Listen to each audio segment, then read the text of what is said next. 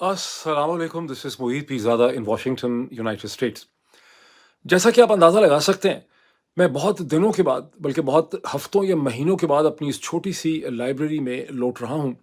ये हफ्ता, ये वीकेंड जो है, मैंने यहाँ पे बहुत पढ़ने-लिखने में वक़्त गुज़ारा और मैं अमेरिका की तारीख़ की जो मुख्तलिफ़ ट्रेजेडीज़ हैं और जो झगड़े हैं, उन्हें समझने की कोशिश कर रहा हूँ, जिसका एंड रिज़ल्ट इस वक़्त आप अमेरिका की सड़कों में ice, immigration and custom enforcement की मार-धाड़ की शक्ल में देख रहे हैं। मुझे उम्मीद है और मेरी कोशिश होगी कि आने वाले प्रोग्राम्स और आने वाले दिनों में अमेरिका की सियासत के इन मसाइल पे मैं बहुत सा एनालिसिस आपके सामने रखूं, ना सिर्फ इस चैनल में बल्कि अपने इंग्लिश चैनल में बहुत से एक्सपर्ट्स के साथ उसके हवाले से मैं बात कर सकूं। मेरी कोशिश होगी कि मैं बात कर सकूं। बहरहाल आगे बढ़ते हैं। इस वक्त वाशिंगटन में अमेरिका के ईस्ट कोस्ट में आधी रात से बहुत आगे का वक्त है और इसी निस्बत से पाकिस्तान, हिंदुस्तान, बरे सगीर में और मशरक़ वस्ता और नॉर्थ अफ्रीका में अब 6 अक्टूबर 2025 और सोमवार के दिन का आगाज़ हो रहा है। आज नॉर्थ अफ्रीका और मशरक़ वस्ता का रेफरेंस बड़ा इम्पोर्टेंट है बिकॉज़ मशरक़ वस्ता और नॉर्थ अफ्रीका के संगम पे एक ऐसा मुल्क है जो दोनों की तहज़ीब का हिस्सा है। इजिप्ट जो मिस्र है, वो उतना ही अफ्रीका का हिस्सा है जितना वो मशरक़ वस्ता की तहज़ीब का हिस्सा है, मुस्लिम तहज़ीब का भी हिस्सा है, रोमन एम्पायर का भी ये जो है हिस्सा है। इजिप्ट के कैपिटल सिटी कायरो में काहिरा जो मुस्लिम तहज़ीब का एक गहवारा रहा है, बहुत इम्पोर्टेंट सेंटर रहा है मुस्लिम सिविलाइजेशन का, वहाँ इस वक़्त एक बहुत इम्पोर्टेंट मीटिंग हो रही है इसराइल और हमास के दरमियान। लेकिन इस मीटिंग की अजीबो-गरीब बात ये है कि इसमें हमास जिसके मुस्तक़बिल का फ़ैसला होना है, जिसके हवाले से ये मीटिंग हो रही है, जिसके हवाले से जिसके सामने तमाम 20 नुकाती एजेंडा और शराइत रखी गई हैं, जिनको उसने मानना है, उस हमास की इस मीटिंग में कोई डायरेक्ट रिप्रेजेंटेशन नहीं है। हमास को इस मीटिंग में कतर की और इजिप्ट की इंटेलिजेंस रिप्रेजेंट कर रही है। दूसरी तरफ से इसराइल के प्राइम मिनिस्टर बीबी नेतन्याहू, जिनके बारे में ख्याल था कि शायद खुद वो इस नेगोशिएशन का हिस्सा बनेंगे, उन्होंने एक बड़ा हाई पावर्ड डेलीगेशन और टीम इसमें भेजी है, जिसमें उनके दस्ते रास्त और उनके एतमाद के आदमी जो इसराइल के मिनिस्टर हैं स्ट्रेटेजिक अफेयर्स के, रॉन डर्मर, वो उस डेलीगेशन को लीड कर रहे हैं और शिन बेथ जो उनकी इंटेलिजेंस है, मोसाद की तरह मोसाद उनकी एक्सटर्नल इंटेलिजेंस है, शिन बेथ उनकी गालिबन इंटरनल इंटेलिजेंस है, उसके हेड भी उसमें हैं। लेकिन इस मीटिंग के अंदर अमेरिका के सदर डोनाल्ड ट्रंप के दो बहुत ही इम्पोर्टेंट एलची या रिप्रेजेंटेटिव भी शामिल हैं जो पहुंच चुके हैं इस वक्त काहिरा में। एक तो डोनाल्ड ट्रंप के अपने दामाद जॉर्ज कुशनर, जिनका नाम दुनिया ने पहली दफ़ा उस वक्त देखा जब 2020 में अब्राहमिक एकॉर्ड के सिलसिले में उनका नाम लिया गया और दुनिया को ये बताया गया कि जो अब्राहमिक एकॉर्ड है उसके आर्किटेक्ट बहुत हद तक जॉर्ज कुशनर हैं। उनके साथ मशरक़ वस्ता के जो मंदूब और उनके एनवॉय हैं डोनाल्ड ट्रंप के, स्टीव विटकॉफ, वो भी पहुंच रहे हैं। यहाँ ये जिक्र भी कर दूं कि स्टीव विटकॉफ के साहिबजादे जो हैं उनका पाकिस्तान के साथ बड़ा गहरा ताल्लुक है। वो क्रिप्टो करेंसी की कंपनी को हेड करते हैं। वो जब हिंदुस्तान पाकिस्तान के दरमियान 4 दिन की जंग हो रही थी, उस वक़्त वो दूसरी दफ़ा पहुँचे और उन्होंने पाकिस्तान के उस वक़्त के आर्मी चीफ जो अभी फील्ड मार्शल नहीं बने थे, उनके साथ एक बड़ी इंपॉर्टेंट मीटिंग की और फिर जून ही के महीने में पाकिस्तान के आर्मी चीफ की जो पहली मीटिंग हुई थी डोनाल्ड ट्रंप के साथ, उसमें भी स्टीव विटकॉफ के साहिबजादे और स्टीव विटकॉफ का रोल जो है, वो बड़ा इंपॉर्टेंट है। ये बहरहाल एक ऐसी मीटिंग है जिसके ऊपर मैं एक रिसर्च अपनी और अपना एनालिसिस आपके सामने रखना चाहता हूँ। लेकिन इससे पहले कि मेरा दिल बहुत बहुत मैं घबराया हुआ हूँ, मेरे मेरे दिल में बहुत से ख़तरात हैं। मैं इस पूरे प्रोसेस को अ, एक बहुत ही बढ़ती हुई परेशानी से देख रहा हूँ बिकॉज़ मुझे लगता है कि ये 20 नुक्ते जो हैं, ये एक Victus justice and Victus demand है। इसमें फ़लस्तीनियों के लिए और हमास के लिए कुछ भी नहीं है। उन्हें इनमें कोई ऑप्शन दी ही नहीं गई है। उन्हें महज़ 72 घंटे दिए गए थे कि या तो इसको मानो या मुकम्मल तबाही के लिए तैयार हो जाओ। लेकिन अगर वो मान भी लेते हैं, तो क्या उनकी तबाही का प्रोसेस रुक सकेगा? मुझे इसके बारे में कोई एतमाद नहीं है। ताहम अब तक जो बेस्ट पॉसिबल पब्लिकेशंस और बेस्ट पॉसिबल सोर्सेज़ क्या कह रहे हैं, वो मैं आपके सामने रखूँगा। लेकिन इन तमाम चीज़ों से पहले मेरी कोशिश है कि पाकिस्तान से रिलेटेड चंद इश्यूज़ जो हैं, उन्हें हम यहाँ पे कवर कर लें, जो गुज़िश्ता 24-48 घंटों में इन इश्यूज़ का बहुत चर्चा हुआ है। जब हम पाकिस्तान की डेवलपमेंट्स को देखते हैं, तो ज़हन में ये रखना बहुत ज़रूरी है कि पाकिस्तान में बहुत सी डेवलपमेंट्स को, बहुत सी चीज़ों को, स्टेटमेंट्स को, काउंटर स्टेटमेंट्स को बड़ा बढ़ा-चढ़ा के बयान किया जाता है। हर चीज़ एक ब्रेकिंग डेवलपमेंट होती है, हर चीज़ एक बहुत बड़ी खबर बन जाती है, लेकिन उसके पीछे, उसके पेंदे में کچھ بھی نہیں ہوتا۔ فار انسٹنس گزشتہ 48 گھنٹوں سے بہت زیادہ تذکرہ ہوا کہ پاکستان پیپلز پارٹی اور پی ایم ایل این کے درمیان، مریم نواز اور پی پی پی کے لیڈرز کے درمیان ایک بڑی سخت قسم کی چپکلش چل رہی ہے، وار آف ورڈز چل رہی ہے، جس کا لیٹسٹ اگزامپل یہ ہے کہ شرجیل میمن صاحب نے پنجاب میں لوکل گورنمنٹ الیکشن کے حوالے سے بڑی سخت باتیں کر دیں۔ جواب میں عظمہ بخاری صاحبہ کو لانچ کیا گیا، انہوں نے شرجیل میمن کو بڑی سخت قسم کی باتیں سنائی۔ جب میں نے، ویسے تو مجھے وقت ضائع کرنا ہی نہیں چاہیے تھا اس کے اوپر، لیکن میں نے اس کے اوپر کچھ وقت لگایا سمجھنے کے لیے کہ کیا اس کی کوئی سیریس اہمیت ہے، اور مجھے ایک بار پھر یہی پتہ چلا کہ یہ صرف اور صرف ایک ڈرامہ بازی ہے۔ یہ دونوں سو کالڈ سیاسی جماعتیں، جو در حقیقت سیاسی جماعتیں ہیں ہی نہیں بلکہ دو خاندان ہیں، باقی ان کے ملازم ہیں، ایک طرف زرداری خاندان اور اس کے ملازم ہیں، چیلے چھانٹے ہیں، دوسری طرف شریف خاندان اور اس کے ملازم ہیں۔ ان کے انٹرسٹ اس طرح سے جڑے ہوئے ہیں اس وقت پاکستان کے اندر، یہ اتنے انٹر ڈیپینڈنٹ ہیں ایک دوسرے پہ، کہ جو یہ ساری کہانی چھوڑی گئی ہے کہ پیپلز پارٹی کی طرف سے پاکستان تحریک انصاف کو بڑی سخت قسم کی آفرز کر دی گئی ہیں، عمران خان کی رہائی کروا دیں گے 1 مہینے وغیرہ میں، یہ سب بکواس ہے۔ ان میں اس قسم کی کوئی کیپیسٹی نہیں ہے، یہ اس قسم کی کوئی چیز کر ہی نہیں سکتے۔ بہرحال ایک اور چیز جس کا بہت چرچا ہے گزشتہ 24 گھنٹوں سے پاکستان میں، وہ یہ ہے کہ پاکستان کے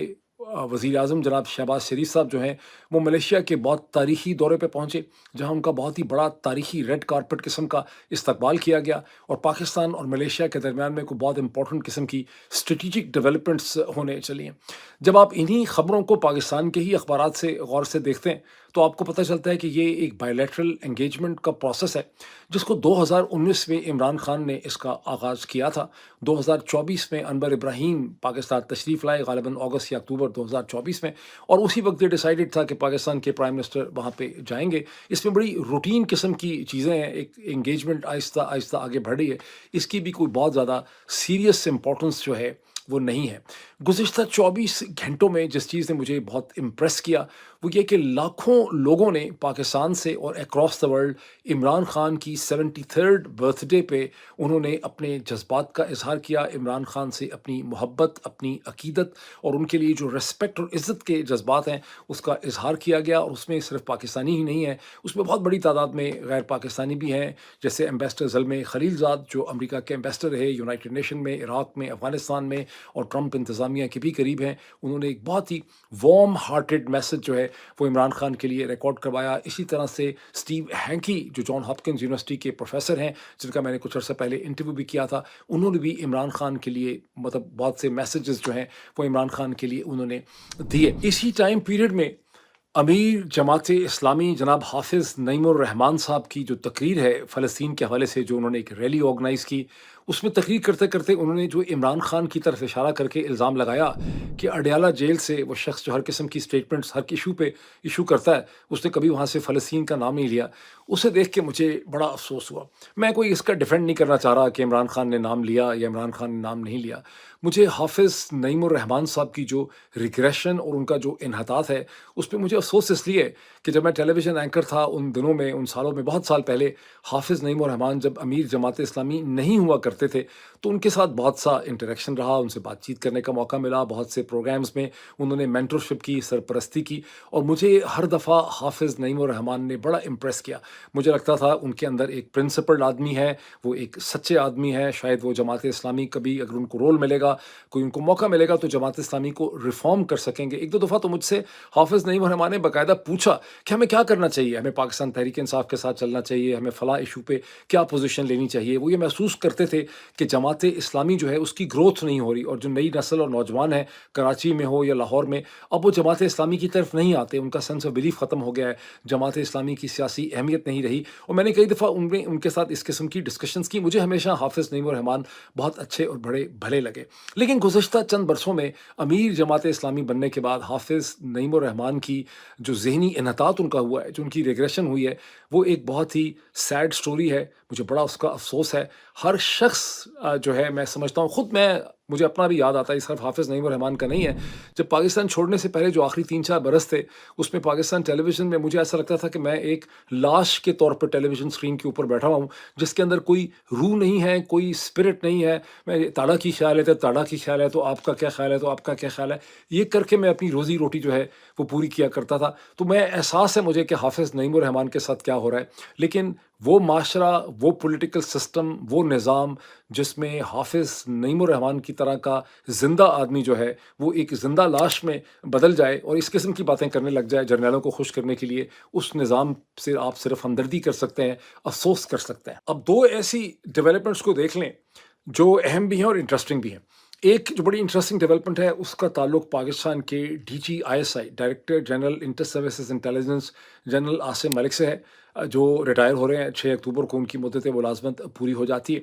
اب یہاں پہ دو تین قسم کی اسپیکولیشنس ہیں۔ ایک تو یہ ہے کہ ان کے پاس ایڈیشنل چارج ہے نیشنل سیکیورٹی ایڈوائزر کا۔ اچھا، پہلے تو یہ ہے کہ کوئی فیئر ویلز ان کی ہوئی ہی نہیں۔ فوج میں ایک کنونشن ہے، روایت ہے کہ جب کوئی آفیسر ریٹائر ہو کے جانے والا ہوتا ہے تو اس کے لیے فیئر ویلز فوج کی طرف سے آرگنائز کی جاتی ہیں۔ یہاں پہ کوئی ایسی خبر نہیں ہے، اس کا مطلب یہ ہے کہ شاید وہ ریٹائر ہو ہی نہیں رہے۔ دوسرا یہ ہے کہ بالفرض وہ اگر ریٹائر ہو بھی جاتے ہیں تو جب ان کو میرا خیال ہے اپریل میں ایڈیشنل چارج دیا گیا تھا نیشنل سیکیورٹی ایڈوائزر کا، تاکہ امریکہ کے نیشنل سیکیورٹی ایڈوائزر جو ایڈیشنل چارج ہے یہاں پہ سیکرٹری اسٹیٹ مارکو روبیو کے پاس، ان کے ساتھ وہ بہتر کوآرڈینیٹ کر سکیں، انہیں اپروچ کر سکیں، ان کے وہ ہم منصب ہو جائیں۔ تو جب ان کو نیشنل سیکیورٹی ایڈوائزر بنایا گیا تھا تو اسی وقت یہ بات رپورٹ ہوئی تھی کہ اس کا مطلب یہ ہے کہ جب وہ DGISI کی حیثیت سے ریٹائر بھی ہوں گے تو as national security adviser continue کریں گے۔ اب ایک تیسری بھی درمیان میں اسپیکولیشن چل رہی ہے، اور وہ تیسری اسپیکولیشن یہ ہے کہ وہ ریٹائر اگر ہوں گے تو اس کے بعد امریکہ میں واشنگٹن میں جہاں میں موجود ہوں پاکستان کے ایمبیسڈر کی حیثیت سے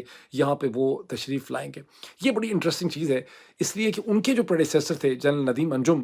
انہوں نے بھی بڑی کوشش کی تھی کہ وہ ایمبیسڈر بن کے واشنگٹن آئیں، اور اس کے بعد انہوں نے آسٹریلیا کی بھی شاید کوشش کی تھی، کینیڈا کی بھی کوشش کی تھی، لیکن ہر طرح سے انکار ہو گیا تھا۔ اس وقت واشنگٹن کے ایک انسائڈر نے مجھے یہ بتایا کہ یہاں کی انٹیلیجنس کمیونٹی کا پرسپیکٹو یہ ہے کہ کوئی بھی انٹیلیجنس چیف، جیسے خواہ اسرائیل کا ہی کیوں نہ ہو یا ترکی کا کیوں نہ ہو، وہ ریٹائرمنٹ کے فوراً بعد اس کو ایز اے ڈپلومیٹ امریکہ آنے کی اجازت نہیں ہونی چاہیے۔ کیوں نہیں ہونی چاہیے؟ اس لیے کہ انٹیلیجنس چیف کے پاس بہت سے لنکس، کنیکشن، انڈرسٹینڈنگ ہوتی ہے امریکہ کے سسٹم کی۔ اگر وہ یہاں پہ آئے گا تو یہ مناسب نہیں ہوگا، وہ اپنی انفارمیشن کے ساتھ کھیل سکتا ہے۔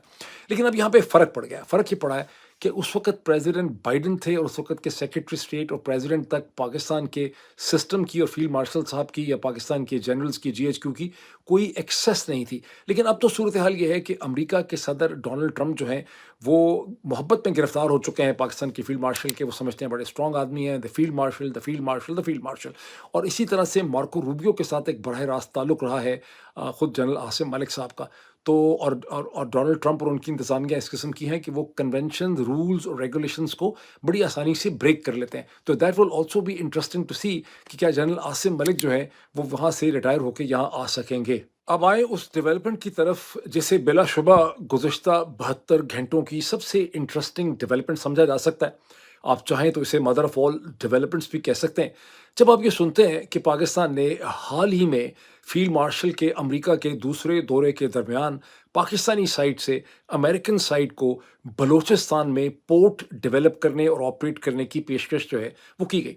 3 دن پہلے یہ سٹوری فائنینشیل ٹائمز نے رپورٹ کی تھی، میں نے اسے ٹویٹ بھی کیا تھا، میں نے اس کے اوپر گلوبل ویلیج اسپیس کے اوپر ایک سٹوری بھی ڈیولپ کی تھی جو اسکرین پہ آپ کو دکھانے کی میں کوشش کرتا ہوں، لیکن میں اس کو ڈسکس نہیں کر سکا تھا۔ اینڈ سنس دین پہلے اسے ڈینائی کیا گیا، پھر اسے ایکسیپٹ کر لیا گیا۔ اس کے بارے میں اب بہت سی ایڈیشنل انفارمیشن ہمارے سامنے ہے۔ پہلے اسے ڈینائی کیا گیا، پھر اس کے بعد بعض سیکیورٹی آفیشلز نے پاکستان کے اخبارات سے بات کرتے ہوئے اس کو مانا۔ انہوں نے کہا کہ یہ ایک پرائیویٹ آفر ہے، ابھی اس پہ کوئی فائنلائزیشن نہیں ہوئی، لیکن یہ پرائیویٹ سائٹ سے ہے، پرائیویٹ سائٹس اس قسم کی آفر کرتی رہتی ہیں۔ اب ذہن میں رکھیں کہ پورٹ اینڈ شپنگ ایک فیڈرل سبجیکٹ ہے، کوئی پرائیویٹ سائٹ کتنی ہی آفر اس کے حوالے سے کیوں نہ کرے، جب تک اس میں فیڈرل گورنمنٹ کا، اور پاکستان کے کیس میں فیڈرل گورنمنٹ کا مطلب جنرل عاصم منیر ہیں، ان کی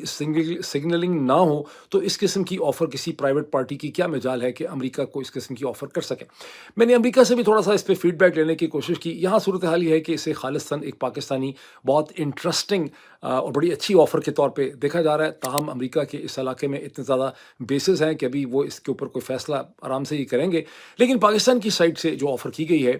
یہ بڑی، اس کے بہت سے آسپیکٹس ہیں، یہ ایک ملٹی ڈیمینشنل قسم کی آفر ہے۔ پہلا اس کا آسپیکٹ یہ ہے کہ جنرل عاصم منیر اور ان کی ٹیم अच्छी तरह से ये बात समझते हैं कि जितनी देर तक आप अमेरिका को और मगरब को खुश रख सकेंगे, उतनी देर तक पाकिस्तान के अवाम को आप जितना दबाएँ, सप्रेस करें, मारें-पीटें, एक्सप्लॉइट करें, आपको किसी भी किस्म का कोई ख़तरा नहीं है। और जो पाकिस्तान में जो रोड टू रूल पाकिस्तान जो है, वो वाशिंगटन से होके गुज़रती है। वाशिंगटन जब तक आपके साथ है, आप पाकिस्तान में आसानी से हुकूमत कर सकते हैं। अंदर के जो डायनामिक्स हैं, वो सारे के सारे मैनेज हो जाएँगे, बिकॉज़ जब आप लोगों पे सप्रेशन करते हैं, मार-पीट करते हैं, ज़ुल्म करते हैं, जब तक वेस्ट, उसके ज़राए इब्लाग, उसकी हुकूमतें आपके साथ हैं, उसके फाइनेंशियल इंस्टीट्यूशंस आपके साथ हैं, आपके इक़्तिदार को कोई ख़तरा नहीं है। आप में से जो लोग मेरे प्रोग्राम्स को 2022 से मुसलसल देख रहे हैं, मैं मुसलसल इस किस्म के कमेंट्स आपके सामने करता चला आया हूँ कि वहाँ पे क्या सूरत हाल है। बहरहाल, सो मूविंग फॉरवर्ड, इसके एक तो ये इसका एस्पेक्ट है। दूसरा इसका एस्पेक्ट ये है कि अमेरिका इस ऑफ़र को एक्सेप्ट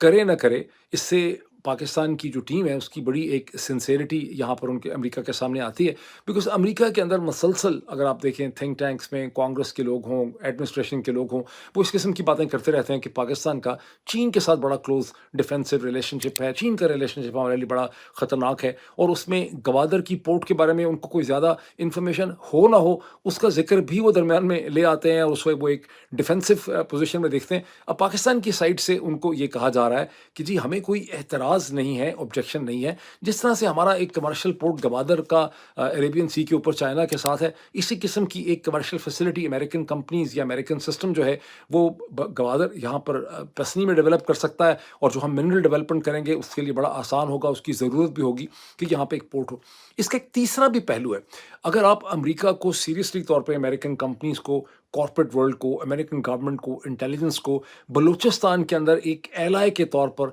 इन्वॉल्व कर लेते हैं, तो बलोच इंसर्जेंट्स को जो मदद हिंदुस्तान की तरफ से ये कहीं से भी मिलती है, वो टोटली तौर पे डीलेजिटिमाइज़ होती है। क्योंकि वैसे भी बीएलए, बीआरए को जो है दहशतगर्द तंजीमें करार दे चुका है अमेरिका या अक़वाम मुत्तहिदा वगैरह। लेकिन अगर अमेरिका की फाइनेंशियल इन्वॉल्वमेंट होती है, स्ट्रेटेजिक इन्वॉल्वमेंट होती है बलूचिस्तान में, तो हिंदुस्तान जो उनको सपोर्ट देता है, उसको भी आप अंडरकट करते हैं। तो ये एक स्मार्ट मल्टी डायमेंशनल जो है ये एक मूव है। अब देखना ये है कि इस पे कोई प्रोग्रेस जो है वो हो सकती है कि नहीं हो सकती। अब ये मैंने जो कुछ भी आपको बताया, ये मैंने पाकिस्तान के वसीतर मफाद से आपको बताया, लेकिन ऐन मुमकिन है कि आप में ऐसे बाज़ दिल जले हों जो सफिशेंटली पेट्रियाटिक ना हो, मुहब्बे वतन ना हो। आपके जहन में ये सवाल उठे कि हमने पाकिस्तान का चीन से भी बहुत रिलेशनशिप है, हमारा एक ईरान से भी रिलेशनशिप है। ऐसे सर्कमस्टेंसेस में अगर अमेरिका को हम ऐसे पोर्ट्स देते हैं जो कल को किसी और मकसद के लिए इस्तेमाल हो सकते हैं, तो क्या ये बात पाकिस्तान के वसीतर मफाद पे है कि नहीं? तो सवाल ये पैदा होता है कि पाकिस्तान क्या है? वो एक डिक्टम या कोट है जो आप सबने सुना होगा, rule number 1 is this, boss is always right. Rule number 2 ये है, if you think boss is not right, check rule number 1 और सी रूल नंबर 1। अब यहाँ पे रूल्स क्या है? यहाँ पे रूल ये है, Pakistan is equal to Pakistan army, and rule number 2 ये कहता है, Pakistan army is equal to army chief. सो जो आर्मी चीफ सोचता है या समझता है, जो वो फैसला करता है, वो पाकिस्तान के वसीतर मफाद में होता है। एक बड़ी पढ़ी लिखी खातून है, बलोच, कोई पता नहीं कहाँ पे हैं, उनका ताल्लुक़ लगता है बलोच यकजहती मूवमेंट या कमेटी से है, नाम उनका है सबिहा बलोच। उन्होंने एक बहुत पढ़ा लिखा ट्वीट किया है, बहुत लंबा, 1 मील लंबा, जिसमें उन्होंने ये सवाल उठाया। उन्होंने कहा, हम बलोच लोग डेवलपमेंट के ख़िलाफ़ नहीं है, डेवलपमेंट होनी चाहिए, हम वेलकम करते हैं, लेकिन डेवलपमेंट के साथ जब सिक्योरिटी जुड़ जाती है, फिर उसके साथ हमारे ऊपर प्रिजन्स बनने लग जाते हैं, इसमें बलोच लोगों का कोई इनपुट नहीं है। तो उन्होंने इस पे खासी लंबी चौड़ी ऑब्जेक्शंस की हैं। मुझे सबिहा बलोच से और इस किस्म के जितने पाकिस्तानी हैं जो पाकिस्तान के वसीतर मफाद में नहीं सोचते, मुझे उनसे बहुत ज़्यादा हमदर्दी। वापस चलते हैं काहिरा, हमास और इसराइल की तरफ, जहाँ से इस वीडियो की स्टोरी का आगाज़ हुआ था। पहले ये क्लैरिफाई कर दूं कि जो मीटिंग हो रही है सो कॉल्ड हमास और इसराइल के दरमियान, ये मीटिंग काहिरा में नहीं हो रही, बल्कि काहिरा से 300-400 किलोमीटर दूर इजिप्ट के मशहूर टूरिस्ट रिजॉर्ट शर्म अल शेख में ये मीटिंग हो रही है। और इस मीटिंग में शिरकत के लिए, इसमें पार्टिसिपेट करने के लिए हमास का जो डेलीगेशन है, याहिया अल खलील अल याहिया की लीडरशिप में, जिन्हें 9 सितंबर को इसराइल ने कत्ल करने की कोशिश की थी, वो संडे की रात को यहाँ पर पहुँच चुका है। इसराइली डेलीगेशन, जैसे इसराइल के स्ट्रेटेजिक अफेयर्स के मिनिस्टर रॉन डर्मर हेड करते हैं, along with the Shin Beth head, वो उन्होंने मंडे को यहाँ पे पहुँचना था। अमेरिकन डेलीगेशन ने, जिसमें डोनाल्ड ट्रंप के दामाद शामिल हैं, उन्होंने भी मंडे को यहाँ पर पहुँचना था। मेरे कानों में ये बात पहुँची है कि पाकिस्तान आर्मी के DG ISPR ने پاکستانی میڈیا کے جرنلسٹ سے بات کرتے ہوئے انہوں نے اپنا یہ پرسپیکٹو رکھا ہے کہ جب پیلسٹینین ایڈمنسٹریشن نے اور اس کے ساتھ حماس نے بھی ڈونلڈ ٹرمپ کے پروپوزل کو ایکسیپٹ کر لیا ہے یا ویلکم کیا ہے تو ہم بھلا کیا کر سکتے ہیں.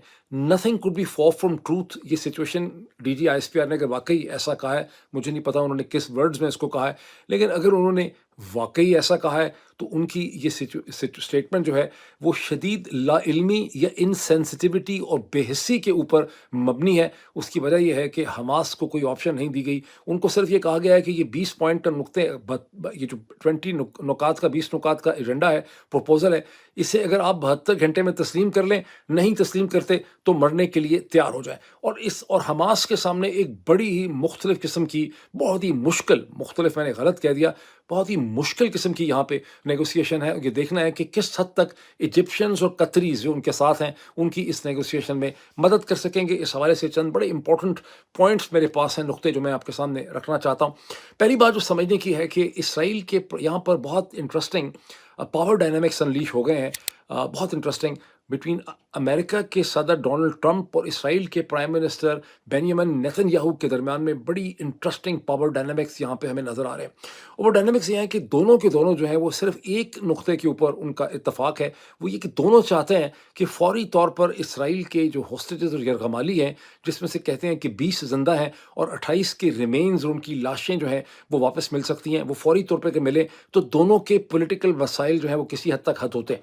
جو اسرائیل کے پرائم منسٹر ہیں بینیامن نیتن یاہو, ان کو احساس ہے کہ 72%, 72% اسرائیلیز as per the latest survey وہ یہ چاہتے ہیں کہ یہ جنگ بھی بند ہو اور ہوسٹیجز جو ہیں وہ واپس آ جائیں, اور وہ اسے اپنی بہت بڑی اب فتح کے طور پر ڈسکرائب کر رہے ہیں. اور انہوں نے لیٹسٹ اپنا نیریٹو ایسے شیپ کرنا شروع کر دیا ہے بینیامن نیتن یاہو نے کہ یہ سارا کا سارا جو پروپوزل ہے یہ در حقیقت ان کی ڈپلومسی اور ان کی جو ایک اسٹریٹجک سکسیس ہے یہ اس کے نتیجے میں ہوا ہے. یہ ڈونلڈ ٹرمپ تو درمیان میں مفت میں کباب میں ہڈی بن رہے ہیں. دوسری طرف سے ڈونلڈ ٹرمپ کے لیے پولیٹیکلی بہت امپورٹنٹ ہے. ایک تو امریکہ کی طاقتور جو زائنس لابی ہے, جو جوش کمیونٹی ہے, اور جو right of the centre Christian evangelist ہیں, جو وائٹ سپریمسٹ ہیں, یہ سبھی جو ہیں ان کے سامنے ڈونلڈ ٹرمپ یہاں پہ سرخرو ہوتے ہیں اگر ہوسٹیجز ریلیز ہو جائیں. اور اس کے بعد ڈونلڈ ٹرمپ کا اپنا جو نوبل پیس پرائز کے لیے وہ سی وی مسلسل بنا رہے ہیں, اس میں بھی 2-3 پوائنٹس ایڈ ہو جاتے ہیں. لیکن اس ایک نقطے کے بعد کہ اگر ہوسٹیجز کو حماس ریلیز کر دے, زندہ کو بھی اور مردہ کو بھی, تو اس کے بعد کیا ہوگا, کیا واقعی وہاں پہ ایک امن رہ سکے گا غازہ کے اندر, اس کا کسی بھی صورت کی کوئی سرٹینٹی جو ہے وہ اس اسٹیج کے اوپر ایگزسٹ نہیں کرتی. بہت انٹرسٹنگ قسم کی چیزیں میرے سامنے.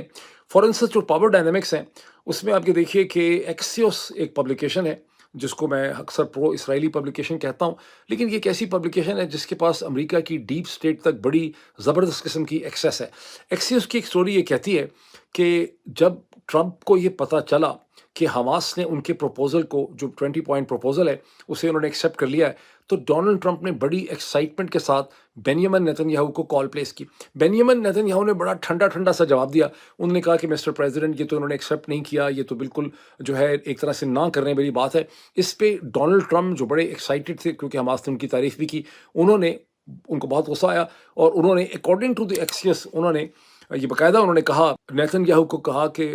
Y you are so fucking negative, why you are always so fucking negative. اور according to Israeli newspapers اس کے بعد سے نیتن یاہو بہت سہم گئے. نیتن یاہو کو یہ احساس ہوا کہ اس وقت وہ دنیا میں بالکل اکیلے رہ چکے ہیں. تمام دنیا اور ویسٹرن ورلڈ کی لیڈرشپ اور مشرق وسطیٰ کی لیڈرشپ جو ہے وہ ان کے خلاف ہے, اور صرف امریکہ کے صدر جو ہیں ان کے پاس ہے. پھر امریکہ کے صدر نے اس پہ مزید کامنٹ کرتے ہوئے کہا کہ he can not be upset with me, he has no choice, he has to accept with me. اور وہ اب کھلم کھلا کہہ رہے ہیں کہ نیتن یاہو کے پاس کوئی چوائس جو ہے اس موقع پہ ایگزسٹ نہیں کرتی ہے.